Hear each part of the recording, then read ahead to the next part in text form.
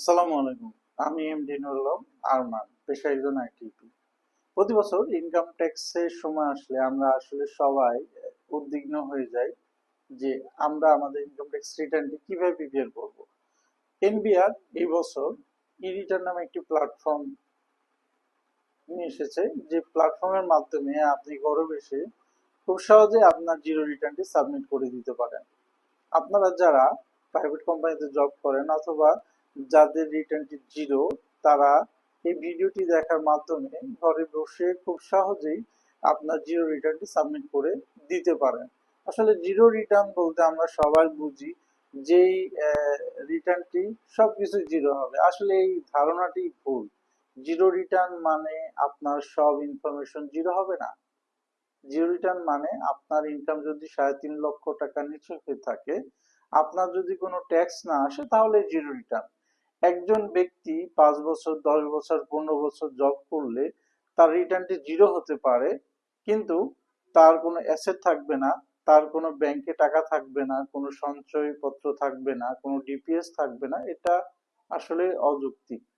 তো income tax return বলতে আমরা যে চিন্তাধারাটা করে থাকি, আসলে এই চিন্তাধারাটা অনেকেরই ভুল। তাই প্রতি বছর ইনকাম ট্যাক্স রিটার্ন করতে যে আমাদের মধ্যে অনেকেই বিভ্রান্ত হয়ে ভুল তথ্য দিয়ে থাকে, অথবা কেউ কোনো জিরো রিটার্ন বলতে কোনো তথ্য না দিয়ে জিরো জিরো দিয়ে তার রিটার্নটি করে ফেলেন।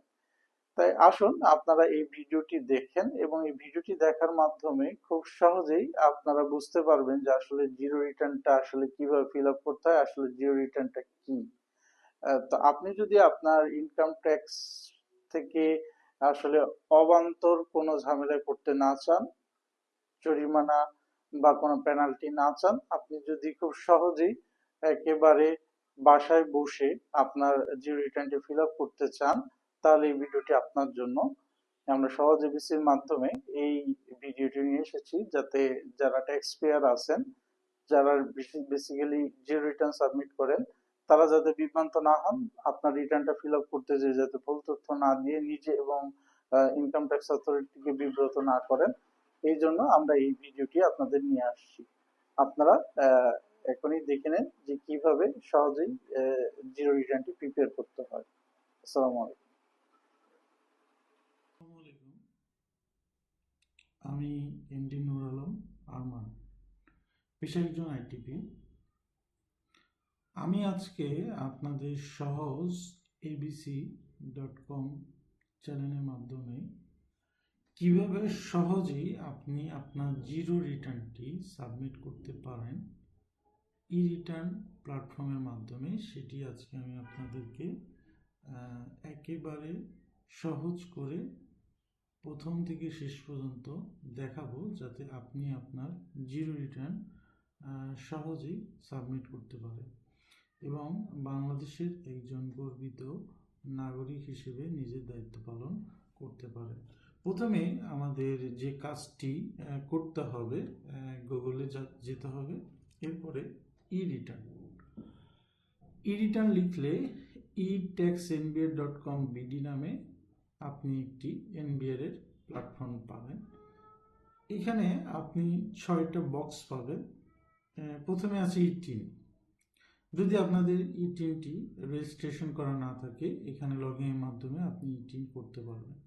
ই রিটার্ন, যেটা আমি আপনাকে আজকে দেখাবো, ই রিটার্নের মাধ্যমে আপনি আপনার জিরো রিটার্ন ট্যাক্সেবল ইনকাম, যে কোনো বিজনেস ইনকাম, আপনি মোট কথা আপনার রিটার্ন, ইনকাম ট্যাক্স রিটার্নটি ই রিটার্নের মাধ্যমে সাবমিট করতে পারবেন। রিটার্ন ভেরিফিকেশন, অর্থাৎ আপনি রিটার্নটা জমা দেওয়ার পরে আপনি যদি চান দেখতে,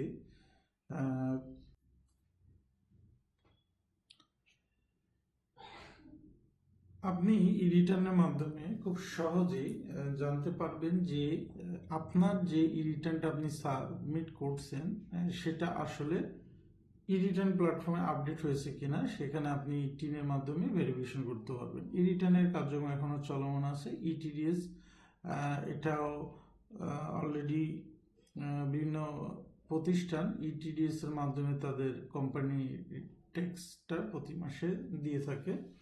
ই ট্যাক্স সার্ভিস, এটা একটা অনলাইন সার্ভিস। আপনি যে কোনো কোশ্চিন, ট্যাক্স রিলেটেড কোশ্চিন থাকলে অনলাইনে ফোনের মাধ্যমে আপনি যে কোনো ইন্সপেক্টর বা রেসপেক্টিভ পার্সনের মাধ্যমে খুব সুন্দরভাবে আপনার কোশ্চেন আনসারগুলো পেয়ে যাবেন। আমি মনে করি এনবিএ থেকে এর একটি যুগোপযোগী একটি প্ল্যাটফর্ম তৈরি করা হয়েছে, যাতে মানুষ খুব সহজে কোনো ঝামেলা ছাড়াই যেন সে তার রিটার্নটি সাবমিট করতে পারে। এখন আমরা ই রিটার্নে যাব যে কিভাবে এটা কাজ করে। দেখেন, এটাতে ক্লিক করা মাত্রই একটি অপশন আসছে যে I am already registered, I am not yet registered, অর্থাৎ আমি কি এই রিটার্ন প্ল্যাটফর্মে রেজিস্ট্রেশন করা আছে কিনা, অথবা যদি না থাকে সেটার জন্য একটি অপশন দিয়ে দিয়েছে যেটা রেড মার্ক। আমরা ধরে নিলাম যে আমাদের এখানে কোনো রেজিস্ট্রেশন করা নাই। এরপরে যে অপশনটি আসবে যে আপনার ফোন থেকে *16001 হ্যাশ নাম্বার ডায়াল করে নম্বরটি বায়োমেট্রিক ভেরিফাইড কিনা জেনে নিন। অর্থাৎ please make sure you have biometric verified mobile number before registration. Registration করার পূর্বে আপনার মোবাইল নাম্বারটি বায়োমেট্রিক ভেরিফাইড কিনা চেক করুন। অর্থাৎ আপনাকে এখানে যে মোবাইল নাম্বারটা আইডি পাসওয়ার্ড ওপেন করার জন্য যে কাজটি করতে হবে, একটি এনআইডি দিয়ে রেজিস্ট্রিকৃত বায়োমেট্রিকভাবে রেজিস্ট্রিকৃত একটি নাম্বার ইউজ করে আপনাকে অ্যাকাউন্ট ওপেন করতে হবে। যদি আপনি না জেনে থাকুন তাহলে এখানে আপনাকে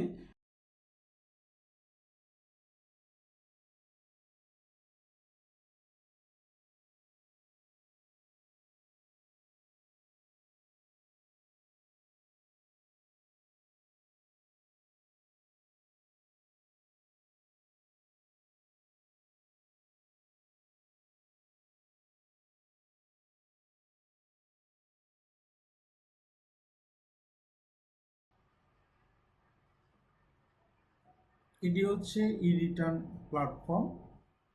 লগ ইন করলে প্রথমে যে পেজটি আসবে সেটা এটাই। আমরা সর্বপ্রথমে চলে যাব রেগুলার ই রিটার্ন। এখানে ক্লিক করলে একটি পেজ আসবে যেটাকে অ্যাসেসমেন্ট ইনফরমেশন বলে। এই অ্যাসেসমেন্ট ইনফরমেশনে যা যা থাকে সবই আপনার সাথে রিলেটেড, অর্থাৎ রিটার্ন স্কিম, এখানে সেলফ এবং আগে ইটিসি ছিল, এখন এটি সেলফ হয়ে গেছে। সো এখানে অপশন একটাই, ইনকাম ইয়ার 23-24, যার অ্যাসেসমেন্ট ইয়ার 24-25। নিচে দেখুন ইনকাম ইয়ারটা দেওয়া আছে, আপনার ইনকামটা কোন অর্থ বছর থেকে কোন অর্থ বছর পর্যন্ত হবে, অর্থাৎ একটি অর্থ বছরের জন্য একটি অ্যাসেসমেন্ট হয়ে থাকে। যেহেতু আপনি এক বছর ইনকাম করেন, পরবর্তী বছরে সেই ইনকামের উপর ক্যালকুলেশন করে পরবর্তী বছর আপনার ট্যাক্সটা দেন, তাই পরবর্তী বছরটাই ওই অর্থ বছরের জন্য অ্যাসেসমেন্ট হিসেবে গণ্য হয়ে থাকে। Any taxable income in the above mention income ইয়ার, এখানে ইয়েস অথবা নো অপশনে আমরা ইয়েসটি দিব। Any income which is fully এক্সাম্পটেড from tax, অর্থাৎ 6 শিডিউল দ্বারা আপনি যদি অব্যাহতিপ্রাপ্ত কোনো ইনকাম করে থাকেন তাহলে আপনি ইয়েস দিবেন এবং সেটার এখানে বিবরণীটা চলে আসবে। যেহেতু আমার নাই, আমি নো দিয়ে দিয়েছি। রেসিডেন্সিয়াল স্ট্যাটাস, রেসিডেন্ট হলে রেসিডেন্ট, নন রেসিডেন্ট হলে non resident. Head of income, income of employee, যেহেতু আমরা আজকে ইনকাম ফ্রম এমপ্লয়ি অর্থাৎ প্রাইভেট কোম্পানিতে যারা জব করেন তাদের স্যালারি ইনকামের উপরই ভিডিওটি, সো আমরা আজকে এটা দেখব। এখানে ক্লিক করেছি, এরপরে আমার কাছে উল্লেখযোগ্য কিছুই নাই এখানে দেয়া, যেহেতু আমার ব্যবসা প্রতিষ্ঠান বা অবৈধ টাকা বা আমার চিলড্রেনের কোনো অ্যাসেটের কোনো ইস্যু নাই, তাই আমি এটা সেভ অ্যান্ড কন্টিনিউ দেবো। একটি জিনিস মনে রাখবেন, সেভ এবং কন্টিনিউ না দিলে এই ইনফরমেশনটি ডিলিট হয়ে যেতে পারে। Additional information, Dhaka north city corporation. এরপরে claim tax rebate for investment, এখানে আমার যেহেতু ইনভেস্টমেন্ট আছে আমি yes. Share holder director of a company ন। এখানে উল্লেখ্য যে এখানে আপনি ঢাকার মধ্যেই বাইরে যে জায়গায় হন এখানে অপশন আছে, আপনি যেই সিটি কর্পোরেশন অধীন সেটা ক্লিক করবেন। IT 10 B requirement, gross wealth over 50 lakh, অর্থাৎ 50 লাখের বেশি হলে আপনি ইয়েস দেবেন, ওন মোটর কার যদি থাকে ইয়েস, আমার যেহেতু মোটর কার নাই so no. Own offshore property no. Have you house property situation no. IT tenable may not be mandatory, still want to submit.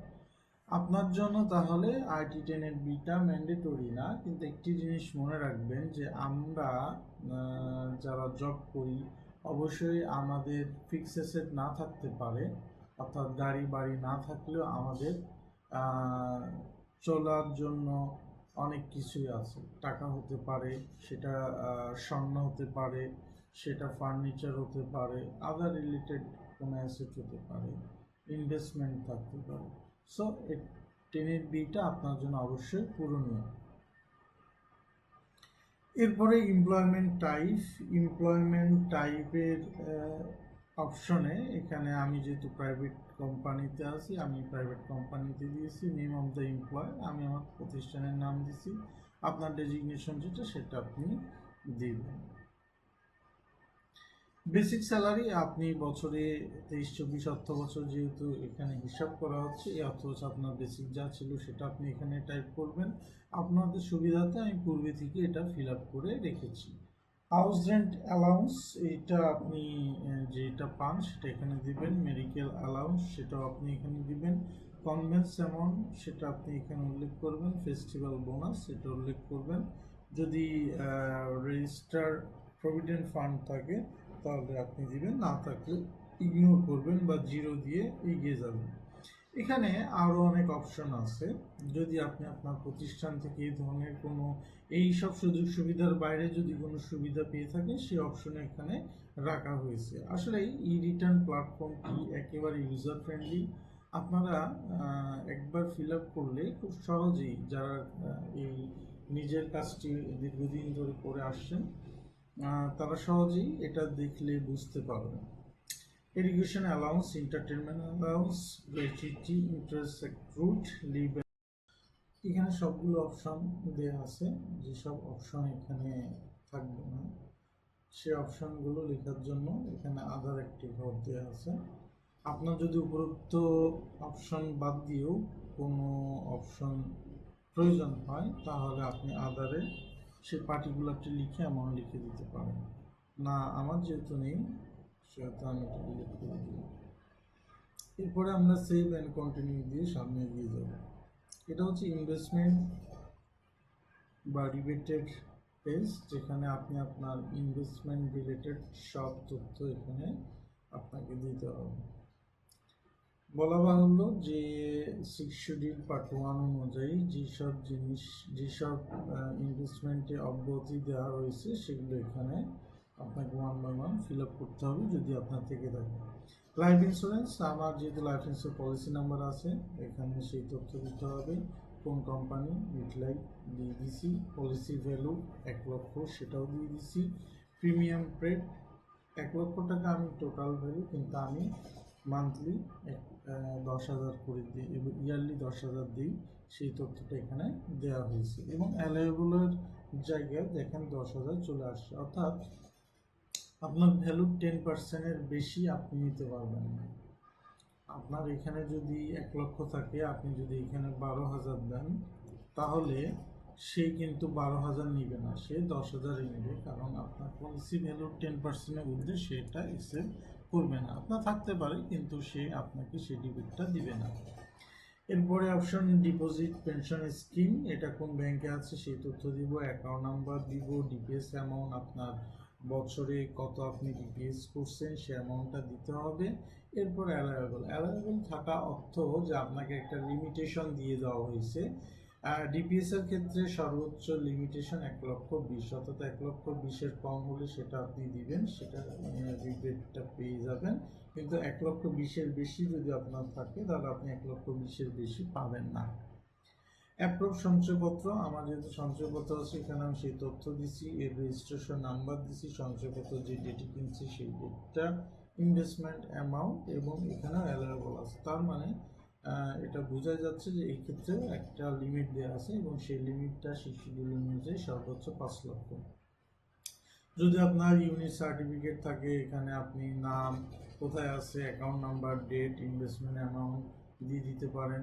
যদি আপনার স্টক এক্সচেঞ্জে কোনো অ্যামাউন্ট থেকে থাকে, সেটা বিয়ে অ্যাকাউন্ট, ব্রোকার হাউসের নাম, ইনভেস্টমেন্ট, এখানে দেখেন অ্যালাউয়েবল কিছু নাই, তার মানে আপনার ইনভেস্টমেন্টটা আপনি যত করবেন তত ইনভেস্টমেন্ট পাবেন। জিপিএফ, সেক্ষেত্রেও আপনার জেনারেল প্রভিডেন্ট ফান্ড যেটা, সেক্ষেত্রে আপনার অ্যাকাউন্ট নাম্বার, কন্ট্রিবিউশন অ্যামাউন্ট যদি থেকে থাকে, এগুলো আমার কোনোটাই নেই। রেকগনাইজেশন, প্রভিডেন্ট ফান্ড, আরপিএফ, প্রতিষ্ঠানের নাম, সেলফ কন্ট্রিবিউশন এবং এমপ্লয়ার কন্ট্রিবিউশন। এবং এছাড়া আরও কিছু হেড আছে, approve superannuation fund, approve benevolent fund and group insurance, approve fund, universal pension scheme and other. এখানে দেখেন আমার টোটাল ইনভেস্টমেন্ট 2,78,000, অর্থাৎ এর 15% আমি ইনভেস্টমেন্ট ডিবিট হিসেবে পাবো। সেভেন কন্টিনিউ দিয়ে আমরা সামনে এগিয়ে যাব। এরপরে যে পেজটি, এটা 10-double-B বলা হয়, অর্থাৎ এক্সপেন্ডিচার। আপনি আপনার একটি বছরে যা ইনকাম করছেন তার অবশ্যই বিভিন্ন খাতে বিভিন্ন প্রয়োজন আপনি খরচ করছেন, সেগুলো আপনাকে সবই দিতে হবে।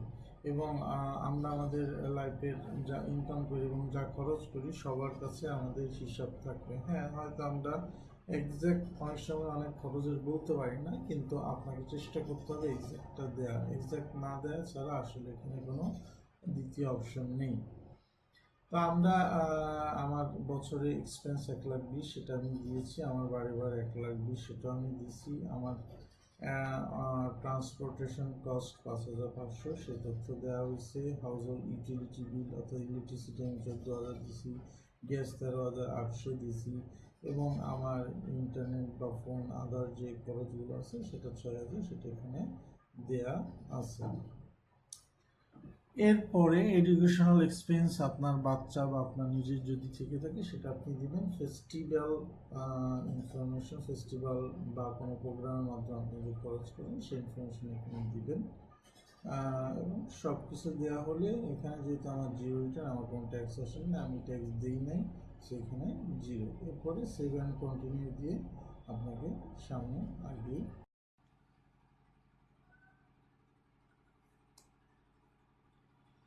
এরপরে আমরা অ্যানুয়াল লিভিং এক্সপেন্স, এগুলো পূর্বে যেহেতু ফিল আপ করে আসি সেটাও পূর্বে এখানে চলে আসবে। ট্যাক্স এক্সামটেড ইনকাম, সেটাও এখানে চলে আসবে। এখানে একটি জিনিস বলে রাখি, আপনার ইনকাম শোন ইন রিটার্ন এবং এক্সামটেড দুটি মিলিয়ে আপনার টোটাল ইনকামটি, কিন্তু শিডিউল অনুযায়ী আপনার টোটাল ট্যাক্সেবল ইনকামের 1/3 আপনার স্যালারি থেকে বাদ যাবে, যেটা আপনি এক্সামশন হিসেবে পাবেন। এরপরে যে অ্যামাউন্টটি থাকবে সেটা 3.5 লাখ পর্যন্ত ট্যাক্স প্রতিবন্ধী। এখানে দেখেন, এখানে দেখাচ্ছে 3,14,667, অর্থাৎ যা 3.5 লক্ষ টাকার কম। 3.5 লক্ষ টাকার কম হওয়ার কারণে এই ইনকামের উপর আপনাকে কোনো ট্যাক্স দিতে হবে না। কিন্তু 3.5 লক্ষ টাকা ক্রস করলে আপনি মিনিমাম 5,000 টাকা, আবাসীদের জন্য 5,000, ঢাকার বাইরে চিটাগাং, নারায়ণগঞ্জে, গাজীপুরের জন্য 4,000, অন্যান্য সিটি কর্পোরেশনের 3,000 টাকা মিনিমাম ট্যাক্স দিতে হবে। এরপরে আদার রিসিভ অপশনে দেখেন, আমি যেহেতু অনেক দিন থেকে জব করি, টিউশন করি, আমি আমার কষ্টের টাকাগুলো ব্যাংকে জমানোর মাধ্যমে কিছু টাকা সেভিং করেছি, যেটি 4.5 লক্ষ টাকা। আমার বিয়েতে আমি 1 লক্ষ টাকা গিফট পেয়েছি, সেটা আমি এখানে দিয়েছি। Receive from father, cash at bank, আমার বিয়েতে বিভিন্ন খরচ, সংসার গোছানো এবং আমাকে আর্থিকভাবে সে সময় সাপোর্ট, সবই আমি ব্যাংকিংয়ের মাধ্যমে অপারেশন করেছি। এজন্য এখানে আমি ক্যাশের ব্যাংক বলে উল্লেখ করে দিচ্ছি। আপনাদের যদি থাকে তাহলে আপনারা দিবেন, যদি না থাকে তাহলে আপনারা দিবেন না, না হলে এটা আপনার হিতের বিপরীত হয়ে যাবে। আপনি এটা প্রমাণ করতে না পারলে এটা আপনার ইনকামের সাথে যোগ হয়ে ট্যাক্স হয়ে যাবে। এরপরে আমরা নিচে যে সামারিটা দেখছেন সেটা আমাদের ইনফ্লো এবং outflow. Total liability outside business, অর্থাৎ আমার যেহেতু ব্যাংক লোন আছে এখানে 2.5 লক্ষ টাকা। গ্রস ওয়েলথ, আমার অ্যাসেট সব কিছু মিলে এটা 13,18,700। ডিফারেন্ট ওয়েলথটা আমার নিট অ্যাসেট, আর আমার লোনের টাকাটা আমার যতক্ষণ না লোন পরিশোধ হবে সেটা নিট ওয়েলথের সাথে অবশ্যই বাদ যাবে। চেঞ্জ ইন নেট ওয়েলথ, এখানে আদার ফান্ড, যে টোটাল ইনকাম সেটা এখানে আসছে। এখানে ইনফ্লো এবং আউটফ্লোটা দেয়া আছে। আমি একটু সহজ করে বলি। আপনি একটি অর্থ বছরে যে টাকাটা আপনার রিসিভ হবে সেটা আপনার ইনকাম থেকেও হতে পারে, লোনের মাধ্যমে রিসিভ হতে পারে। সেই রিসিভের সাথে আপনার যে টাকাটা বের হয়ে গেছে বা খরচ হয়ে গেছে, সেটা কোনো অ্যাসেট পারচেজের মধ্যে পারচেসের ক্ষেত্রে হতে পারে, অথবা দৈনন্দিন খরচের জন্য আপনার টাকাটা খরচ হতে পারে। সেটি বাদ দেওয়ার পর অবশিষ্ট যে অ্যামাউন্টটা থাকবে সেটাই আপনার ক্যাশ ইন হ্যান্ড হিসেবে পরিগণিত হবে, এবং সেই যোগ বিয়োগ করে এখানে ক্যাশ ইন হ্যান্ডটা আমার এই টাকাটা এসেছে। এবং এখানে একটি জিনিস দেখবেন যে দিন শেষে আমার ব্যালেন্সটিও মিলে যাবে, অর্থাৎ এখানে ডিফারেন্ট অ্যামাউন্টের জায়গায় 0 এবং টোটাল ফান্ড আউটফ্লো যেটা 15,22,000, সোর্স অফ ফান্ড অর্থাৎ ইনফ্লো 15,22,000, অর্থাৎ আমার ইন এবং আউট দুটি মিলে গেছে। এরপর আমরা 7 কন্টিনিউতে সামনে এগিয়ে যাব। যেটা আসবে সেটা হচ্ছে ট্যাক্স অ্যান্ড পেমেন্ট। যেহেতু এটা 3.5 লাখ টাকা কম, সুতরাং আমার কোনো ট্যাক্স গভর্নমেন্টকে দিতে হবে না, বরং আমার 2,78,000 টাকার 15% অথবা ইনকামের 3% ক্যালকুলেশন করলে, উইচ ইজ লোয়ার শিডিউল অনুযায়ী, সেটা 9,440। কিন্তু যেহেতু আমার ট্যাক্স আসে নাই, সো আমার রিবেটটাও আমার জন্য বেনিফিশিয়াল হবে না। ট্যাক্স আসলে এটা আমি বেনিফিট নিতে পারতাম। যেহেতু আমার ট্যাক্স আসে না, জিরো রিটার্ন, সো আমি প্রসিড টু অনলাইন রিটার্ন দিয়ে সামনে এগিয়ে যাব। দেখুন আমার পুরো রিটার্নটা এখন প্রিপেয়ার। এটা আমি এখন লাস্ট টাইম একবার চেক করে নিতে পারি যে সব তথ্যগুলো আমি সঠিকভাবে দিয়েছি কিনা। এবং আমি আরেকবার বলে রাখি, ইনকাম ট্যাক্স মানে হচ্ছে আমরা যে ভুল ধারণা করি যে যেমন তেমন করে আমার ইনফরমেশনগুলো কোনো মতে দিলেই হয়ে যায়, আসলে এই ধারণাটা একেবারে ভুল। ইনকাম ট্যাক্স মানে এটা আপনার জীবন এবং আপনার দৈনন্দিন চলার পথে জীবনের সাথে জড়িত। আপনার জীবনে আপনার সাথে যা যা ঘটনা ঘটবে সবই এখানে আপনাকে দেখাতে হবে, অর্থাৎ সরকারকে জানাতে হবে। আপনি যা ইনকাম করবেন, যা ব্যয় করবেন, যা অ্যাসেট করবেন, যা লায়াবিলিটি করবেন, everything, every financial transaction have to B included in your income tax return. এবং সর্বশেষ দেখেন আমার এখানে টোটাল অ্যাসেট ইনসাইড 13,08,700, এবং total asset Bangladesh and outside মানে সেটাও 13,18,700, অর্থাৎ আমার ডেবিট এবং ক্রেডিট মিলে গেছে। তার মানে আমার রিটার্নটি সঠিক আছে, এটা ধরে নেওয়া যায় প্রাথমিকভাবে। এখানে আমার অ্যাসেটের ডিটেলসটা চলে আসে। এখন আমি যদি সাবমিট করে দিতে চাই, এই সাবমিট বাটনে আমি ক্লিক করলে আমার রিটার্নটা সাবমিট হয়ে যাবে। রিটার্নটি সাবমিট হয়ে গেছে। এখন আমরা আমাদের প্রয়োজন অনুযায়ী এখান থেকে ডাটাগুলো নিব। টিন সার্টিফিকেট, অর্থাৎ আপনি চাইলে এখান থেকে টিন সার্টিফিকেট নিতে পারবেন, আপনি চাইলে এখান থেকে আপনার সার্টিফিকেটটা নিতে পারবেন। এবং এখানে একটা খুব সুন্দর একটা অপশন রাখছে, টোটাল ইনকাম। যদি আপনি আপনার সার্টিফিকেট দেখতে চান তাহলে আপনি এখানে টিক দিলে চলে আসবে। আপনি যদি নেটওয়ার্ক দেখতে চান সেটা টিক দিলে চলে আসবে।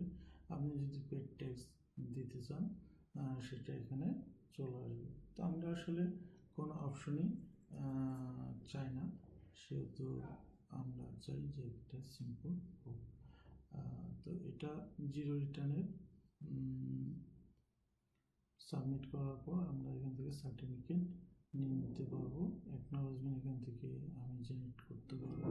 এবং দেখেন অ্যাকনোলেজমেন্টে এখানে একটি রেজিস্ট্রেশন নাম্বার পড়ে গেছে, এখানে কিউআর কোড আপনি দিয়ে এটা সার্চ করলে আপনি আপডেটটি পেয়ে যাবেন। এবং আপনি চাইলে এখান থেকে আপনার রিটার্নটি এখান থেকে ডাউনলোড করে নিতে পারবেন, এবং এখানেও এটা সেভ থাকবে। যদি চালান থাকতো চালানটা আপনি পেয়ে যেতেন। হিস্টোরি, অর্থাৎ আপনার পূর্ববর্তী বছরের যদি কোনো রিটার্ন এখানে জমা থাকতো তাহলে আপনি হিস্টোরি থেকে এটি নিতে পারতেন। এ হচ্ছে আজকের এই ভিডিওর মাধ্যমে আমি চেষ্টা করেছি আপনাদেরকে খুব সহজভাবে এবং সুন্দরভাবে প্রত্যেকটি স্টেপ ওয়ান বাই ওয়ান পুঙ্খানুপুঙ্খভাবে বোঝানোর জন্য, যাতে আপনারা ঘরে বসে আপনাদের জিরো রিটার্নটি সাবমিট করতে পারেন। তো পরিশেষে এটাই বলার যে আসুন আমরা সবাই একসাথে এই দেশটাকে গড়ি। আমার এবং আপনার ট্যাক্সের টাকা দিয়ে বাংলাদেশ গড়ে উঠবে উন্নয়নের চরম শিখরে, এবং ভবিষ্যতে অন্যান্য উন্নয়নশীল দেশগুলোর মতো আস্তে আস্তে উন্নয়নশীল দেশে পরিণত হবে। তো আসুন আমরা কাঁধে কাঁধ মিলিয়ে এই দেশটা গড়ার স্বপ্ন দেখি এবং গড়ে তুলি। তো আজ এই পর্যন্ত। আপনারা ভালো থাকুন এবং সাবস্ক্রাইব করে আমাদের এই ভিডিও চ্যানেলের সাথে থাকুন। ধন্যবাদ। আসসালামু আলাইকুম।